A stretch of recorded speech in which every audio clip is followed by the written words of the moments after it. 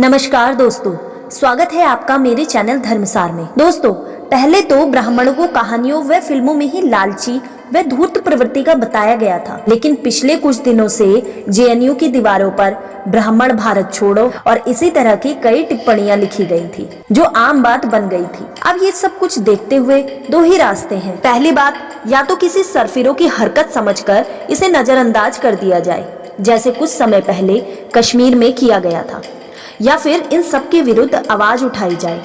अगर नजरअंदाज कर दिया तो दिल्ली को कश्मीर बनते देर नहीं लगेगी, लेकिन मेरी आवाज उठाने पर इसे जातिवाद न समझे, क्योंकि ये जातिवाद की नहीं बल्कि राष्ट्रवाद की भावना है। और मेरे ब्राह्मण होने के नाते हम सिर्फ राष्ट्रवादी ही नहीं, स्वाभिमानी भी हैं।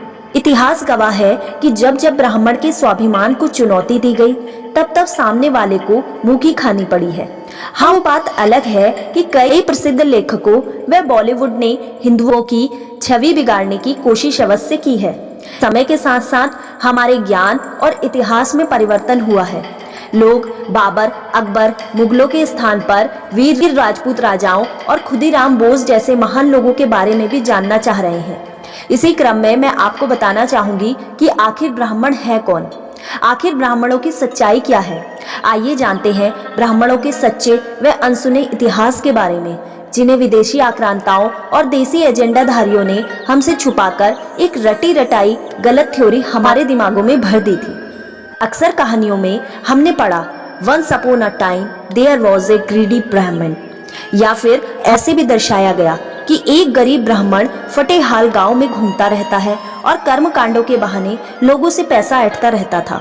मुंशी प्रेमचंद की कहानियों के मोटे राम शास्त्री हो या फिर बॉलीवुड की फिल्मों में दिखाए गए पंडित हो, हमेशा पंडितों को दुष्ट, पाखंडी व धूर्त प्रवृत्ति का ही दिखाया गया है। लेकिन शायद ये लोग भूल जाते हैं कि इन जैसे लेखकों व फिल्मकारों को उच्च स्थान तक पहुंचाने का श्रेय इन्हीं ब्राह्मणों को जाता है, क्योंकि प्राचीन काल में जब शिक्षा को संरक्षित करने का कोई साधन नहीं था, तब सिर्फ इन ब्राह्मणों ने उच्च शिक्षा को कंठस्थ कर पीढ़ी दर पीढ़ी शिक्षा का प्रचार प्रसार कर हमें चरक, सुश्रुत, हेमचंद्र, नागार्जुन जैसे विद्वान प्रदान करे और पूरे भारत को विश्व गुरु की उपाधि प्रदान करवाई। यदि प्रत्येक भारतीय युवा पाश्चात्य शिक्षा को छोड़ इन विद्वानों में से किसी एक ब्राह्मणों के सिद्धांतों का अनुकरण कर ले, तो भारत समृद्धि व प्रसिद्धि के शिखर पर पहुंच जाएगा। यदि ब्राह्मणों की बात हो रही है तो हम सुदामा को कैसे भूल सकते हैं। सुदामा के श्री कृष्ण जैसे मित्र होने के बाद भी उन्होंने कभी उनसे कुछ नहीं मांगा। उन्होंने कहा, मेरे लिए हरि के पद पंकज 12,000 ले देखी परीक्षा, औरन को धन चाहिए बावरी, ब्राह्मण को धन केवल भिक्षा। दोस्तों, आज भी विश्व के कई शक्तिशाली देश मानते हैं कि भारत जैसी गौरवशाली संस्कृति कहीं नहीं, और इसी संस्कृति और ज्ञान को लेने प्राचीन समय में देश विदेशों से लोग आते थे। बिहार का नालंदा विश्वविद्यालय इसका सर्वश्रेष्ठ उदाहरण है। इसलिए यहाँ आए आक्रमणकारियों ने सर्वप्रथम हमारी संस्कृति और ज्ञान को नष्ट करने की सोची। हमारे पुस्तकालय, मठों को जलाकर राख कर दिया और मठों में निवास करने वाले लाखों ब्राह्मणों को मौत के घाट उतार दिया। हमारी संस्कृति को बचाने के लिए ब्राह्मणों ने अपने प्राण भी निछावर कर दिए। क्या कहा, हमारे देश को बचाने में ब्राह्मणों का कोई हाथ नहीं। जनाब, जरा याद कीजिए, 1857 की क्रांति में प्रथम बलिदान किसने दिया था? वीर मंगल पांडे ने, जो कि एक ब्राह्मण थे। सिकंदर के विरुद्ध प्रथम विद्रोह किसने किया था? ब्राह्मणों ने। अखंड भारत का सपना देखने वाले प्रथम व्यक्ति भी ब्राह्मण ही थे, और वो थे चाणक्य।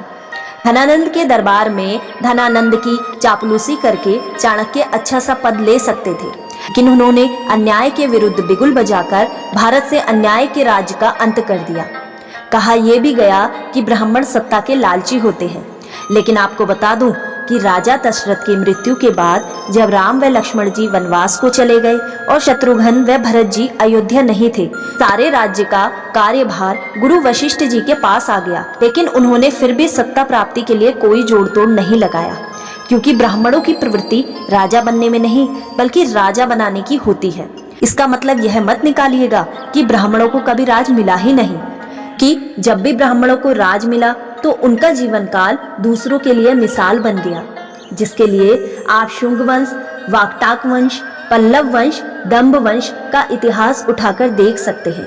राजा दाहिर से लेकर ब्राह्मण पेशवा बाजीराव बल्लाड़ की जीवनी पढ़ सकते हैं, जिन्होंने देश के लिए अपना सर्वस्व निछावर कर दिया। दोस्तों, अगर इसी तरह कई महान ब्राह्मणों जैसे भगवान परशुराम, पुष्यमित्र, राजा मंगल व राजा दाहिर की कथा कहानियां आपको सुनाने लगूं तो इसी तरह की 4 और वीडियो बन जाएंगी।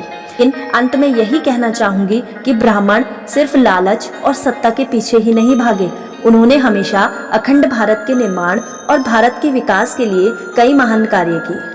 दोस्तों, अगर आप भी ब्राह्मणों की मलिन छवि को सुधारना चाहते हैं, जो प्रोपेगेंडा और एजेंडधारियों ने लोगों के दिमाग में इस तरह भर दिए हैं कि वो अब असत्य को ही सत्य मानकर बैठे हैं, तो दोस्तों मेरी आप सबसे यही गुजारिश है कि इस वीडियो को ज्यादा से ज्यादा शेयर करें। तो मिलते हैं अगली वीडियो में एक नए टॉपिक के साथ। तब तक के लिए नमस्कार।